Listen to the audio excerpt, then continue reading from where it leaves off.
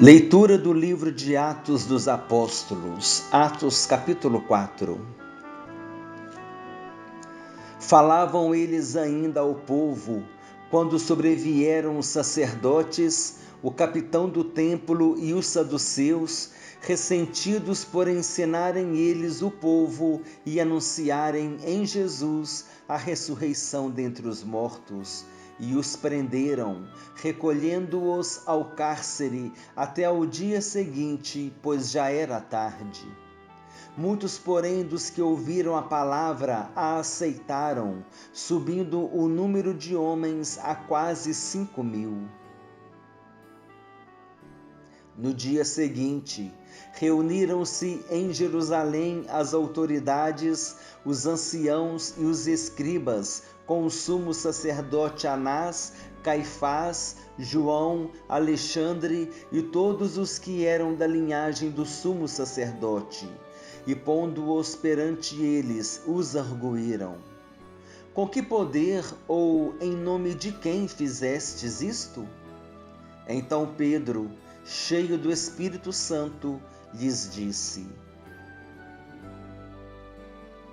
autoridades do povo e anciãos, visto que hoje somos interrogados a propósito do benefício feito a um homem enfermo e do modo por que foi curado, tomai conhecimento vós todos e todo o povo de Israel de que, em nome de Jesus Cristo Nazareno, a quem vós crucificastes e a quem Deus ressuscitou dentre os mortos, sim, em seu nome é que este está curado perante vós.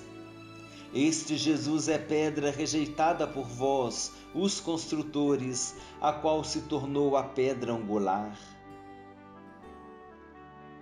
E não há salvação em nenhum outro, porque abaixo do céu não existe nenhum outro nome dado entre os homens pelo qual importa que sejamos salvos.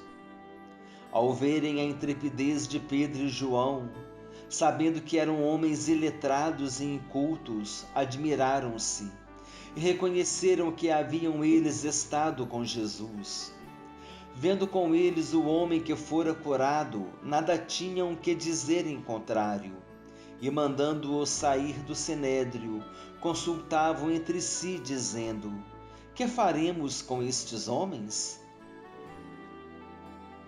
Pois, na verdade, é manifesto a todos os habitantes de Jerusalém que um sinal notório foi feito por eles, e não o podemos negar. Mas, para que não haja maior divulgação entre o povo, ameacemo-los para não mais falarem neste nome a quem quer que seja. Chamando-os, ordenaram-lhes que absolutamente não falassem nem ensinassem em o nome de Jesus.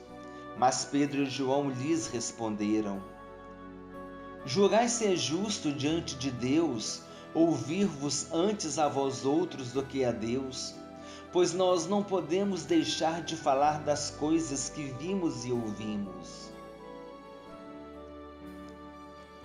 Depois, ameaçando-os mais ainda, os soltaram, não tendo achado como os castigar por causa do povo, porque todos glorificavam a Deus pelo que acontecera. Ora, tinha mais de 40 anos aquele em que se operara esta cura milagrosa. Uma vez soltos, procuraram os irmãos e lhes contaram quantas coisas lhes haviam dito os principais sacerdotes e os anciãos. Ouvindo isto, unânimes, levantaram a voz a Deus e disseram: Tu, soberano Senhor, que fizeste o céu, a terra, o mar e tudo que neles há, que disseste por intermédio do Espírito Santo, por boca de Davi, nosso pai, teu servo, porque se enfureceram os gentios e os povos imaginaram coisas vãs?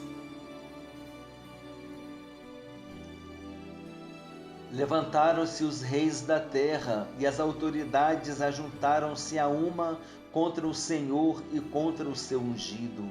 porque verdadeiramente se ajuntaram nesta cidade contra o teu santo servo Jesus, ao qual ungiste Herodes e Pôncio Pilatos, com gentios e gente de Israel, para fazerem tudo o que a tua mão e o teu propósito predeterminaram. Agora, Senhor, olha para as suas ameaças e concede aos teus servos que anunciem com toda intrepidez a tua palavra, enquanto estendes a mão para fazer curas, sinais e prodígios por intermédio do nome do teu santo servo Jesus. Tendo eles orado, tremeu o lugar onde estavam reunidos. Todos ficaram cheios do Espírito Santo e, com intrepidez, anunciavam a palavra de Deus. Da multidão dos que creram, era o coração e a alma.